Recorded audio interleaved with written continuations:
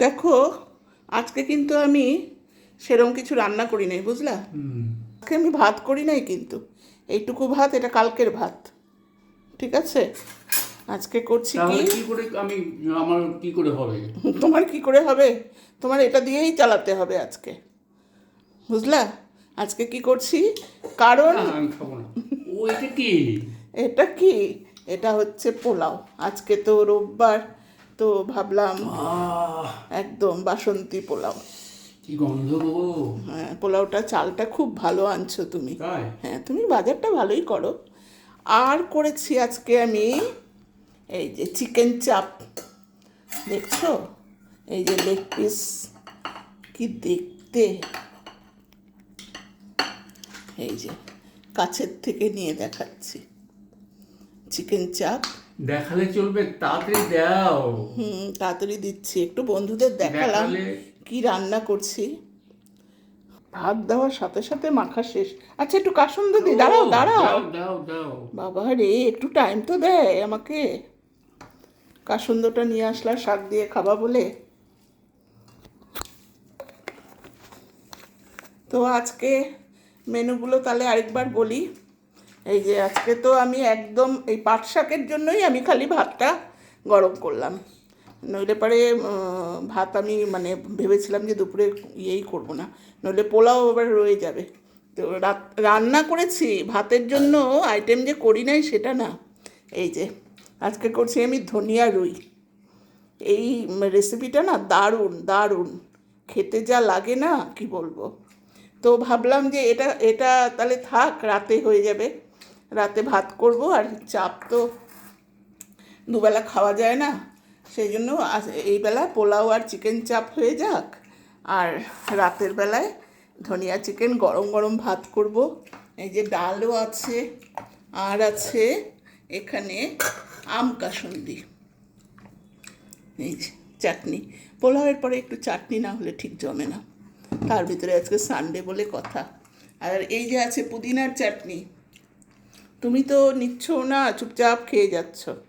স্যালাডও আছে। তারপরে কি এরপরে আর কি, এরপরে পোলাও আর চাপ। দাও। ঠিক আছে, দিয়ে দিই তাহলে তোমাকে।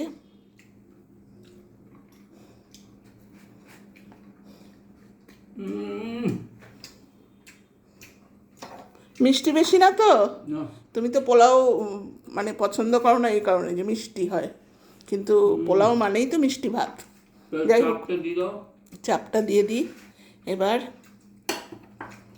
চাপটা যা হয়েছে না, সেদিন ছেলে হোটেল থেকে নিয়ে আসছে চাপ। তা আমি বললাম, খেলোও না, গ্রেভিটা বললো বাজে।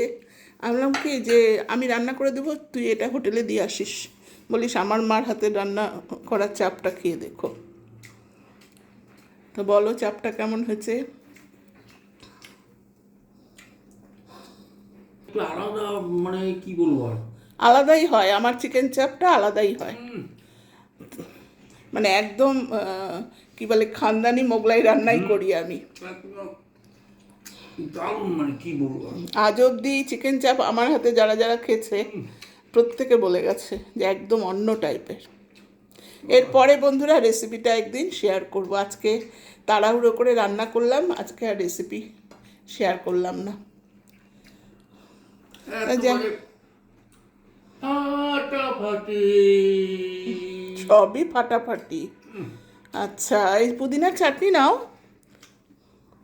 স্যালাড নাও। আজকে লেবুটা বেকার কাটলাম, তাই না? আজকে তো লেবুর দরকার নাই।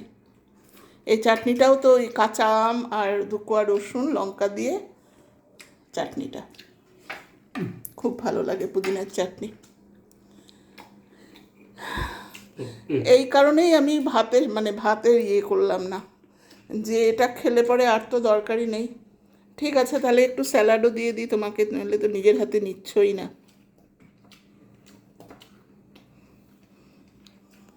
ঠিক আছে, খাও তাহলে এবার।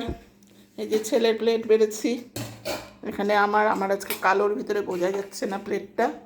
ছেলের জন্য একটু চিপস আছে, ব্যাস। এই হচ্ছে আমার দুপুরের মেনু। বন্ধুরা, পোলাওটা কেমন হয়েছে? বাসন্তী পোলাওটা আর চিকেন চাপ। চাপটা কিন্তু দুর্দান্ত হয়েছে, দুর্দান্ত, মানে গন্ধেই বোঝা যায় যে রান্নাটা কেমন হয়েছে। তোমাদের তো আমি গন্ধ শোনাতে পারছি না।